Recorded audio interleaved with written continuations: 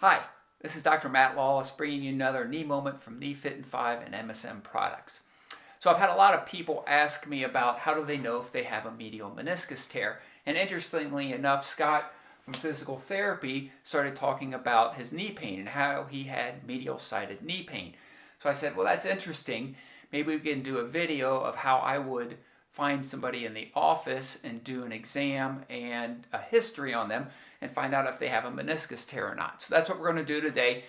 We're going to see if Scott really has a medial meniscus tear. Hey, Scott. Hi. So, Scott, where does your knee hurt? It's right on the inside of my knee, right in this area and here. And how long has it been hurting? Probably for a couple of weeks now. It seems to be kind of on and off. Some days it's worse than other days. Even some days I feel like it might even be gone, and then the next day it's right back the way it was the few days prior to that. Was there any trauma or injury to it? No, not that I'm aware of. So it just kind of started? Yeah. When does it hurt the most? There's several things that I've noticed. One thing is if I pivot on it. If my foot's planted and I pivot on it, that's painful in that area. If I accidentally bump into something, like maybe I kick a ball or I kick the leg of a chair or something like that, there's a sharp pain there. If I've been sitting for a while and I get up and my first few steps, it makes me want to limp because it's painful there. But even when I sleep, I've found that I have to put a pillow in between my knees because it's painful there. It wakes me up. Interesting. So right now in my mind, I'm thinking what would be on the differential diagnosis or what else could it be?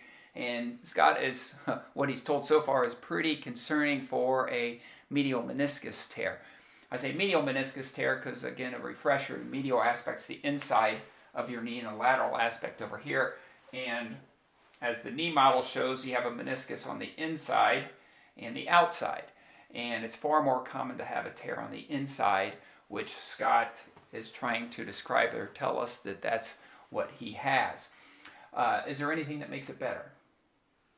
I've tried to ice it and compress it and elevate it, the typical rice method of just trying to get some of the swelling out of it, and that seems to help temporarily, but then it comes back. Gotcha. Okay. So to start the exam, I've already seen Scott walk, and his gait is pretty normal. We've already gone through some squatting and some single leg squatting, and he has pretty symmetric leg strength. So throughout these last few weeks, as this has been hurting, I would say good job to Scott for keeping his legs strong. If you liked this video and found it informative and would like to have further information, please check out our YouTube channel as we have many informative videos there. Please also subscribe to our video channel and you'll get weekly updates with new information.